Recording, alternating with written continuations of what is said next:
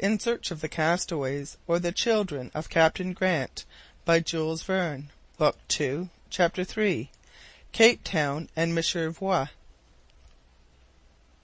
As John Mangles intended to put in at the Cape of Good Hope for coals, he was obliged to deviate a little from the 37th parallel, and go 2 degrees north.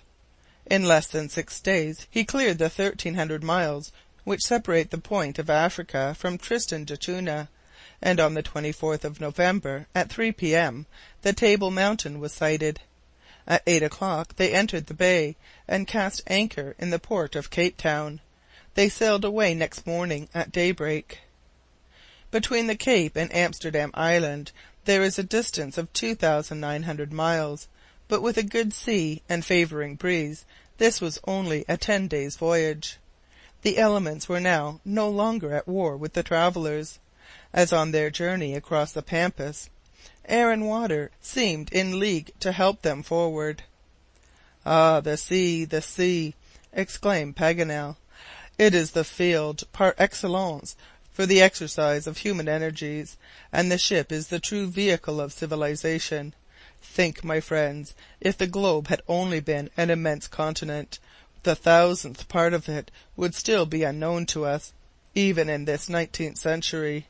See how it is in the interior of great countries, in the steppes of Siberia, in the plains of Central Asia, in the deserts of Africa, in the prairies of America, in the immense wilds of Australia, in the icy solitudes of the poles. Man scarcely dares to venture. The most daring shrinks back. The most courageous succumbs. They cannot penetrate them. The means of transport are insufficient, and the heat and disease and savage disposition of the natives are impassable obstacles. 20 miles of desert separate man more than 500 miles of ocean." Paganel spoke with such warmth that even the Major had nothing to say against this panegyric of the ocean.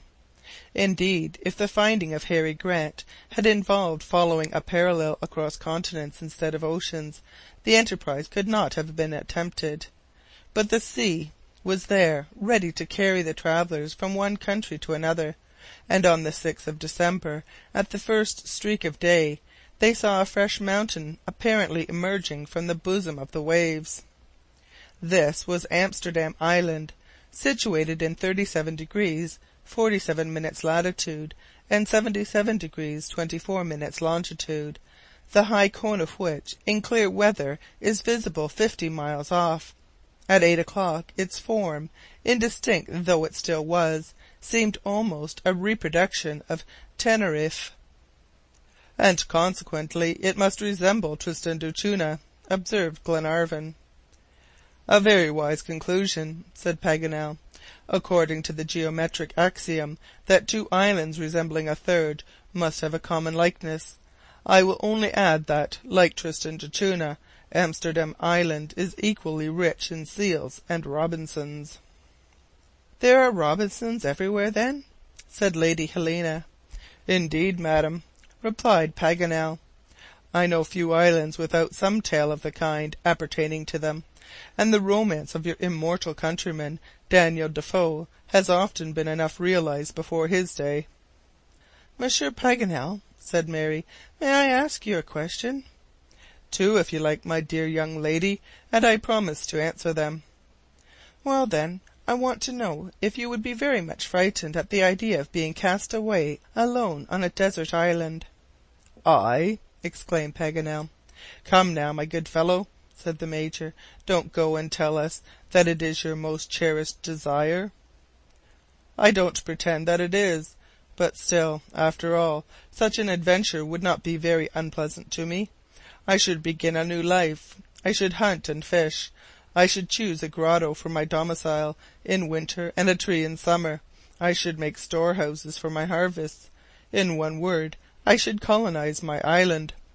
"All by yourself?" "All by myself if I was obliged. Besides, are we ever obliged? Cannot one find friends among the animals, and choose some tame kid, or eloquent parrot, or amiable monkey? and if a lucky chance should send one companion, like the faithful Friday, what more is needed? 2 friends on a rock. There is happiness. Suppose, now, the Major and I—" "Thank you," replied the Major, interrupting him. "I have no inclination in that line, and should make a very poor Robinson Crusoe." "My dear Monsieur Paganel," said Lady Helena, "you are letting your imagination run away with you, as usual. But the dream is very different from the reality. You are thinking of an imaginary Robinson's life, thrown on a picked island, and treated like a spoiled child by nature. You only see the sunny side." "What, madam! You don't believe a man could be happy on a desert island?" "I do not. Man is made for society and not for solitude, and solitude can only engender despair. It is a question of time. At the outset it is quite possible that material wants and the very necessities of existence may engross the poor shipwrecked fellow, just snatched from the waves, but afterward, when he feels himself alone, far from his fellow men, without any hope of seeing country and friends again, what must he think? What must he suffer? His little island is all his world. The whole human race is shut up in himself, and when death comes, which utter loneliness will make terrible, he will be like the last man on the last day of the world. Believe me, Monsieur Paganel, such a man is not to be envied."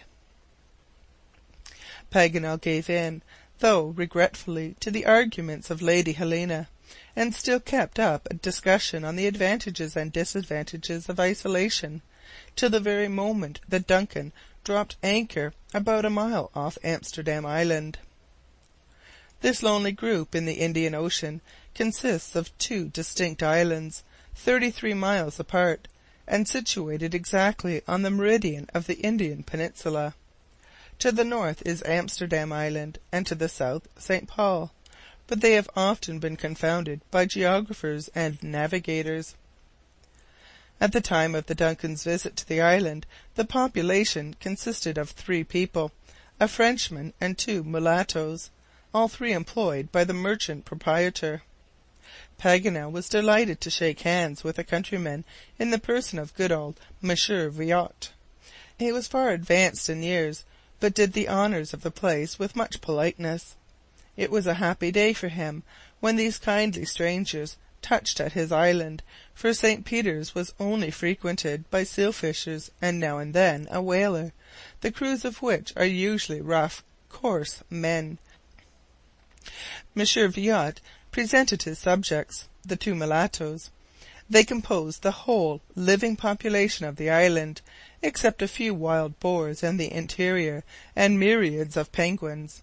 The little house where the 3 solitary men lived was in the heart of a natural bay on the southeast, formed by the crumbling away of a portion of the mountain. Twice over, in the early part of the century, Amsterdam Island became the country of deserted sailors, providentially saved from misery and death, but since these events no vessel had been lost on its coast. Had any shipwreck occurred, some fragments must have been thrown on the sandy shore, and any poor sufferers from it would have found their way to Monsieur Viot's fishing huts. The old man had been long on the island, and had never called upon to exercise such hospitality. Of the Britannia and Captain Grant he knew nothing, but he was certain that the disaster had not happened on Amsterdam Island, nor on the islet called St. Paul, for whalers and fishing vessels went there constantly, and must have heard of it. Glenarvan was neither surprised nor vexed at the reply.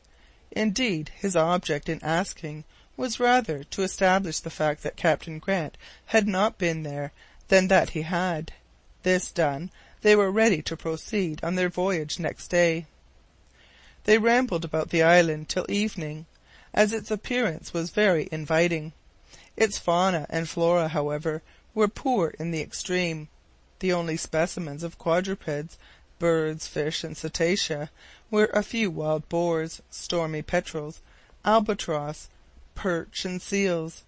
Here and there thermal springs and chalybeate waters escaped from the black lava, and thin, dark vapours rose above the volcanic soil. Some of these springs were very hot. John Mangles held his thermometer in one of them, and found the temperature was 176 degrees Fahrenheit. Fish caught in the sea a few yards off cooked in 5 minutes in these all but boiling waters, a fact which made Paganel resolve not to attempt to bathe in them.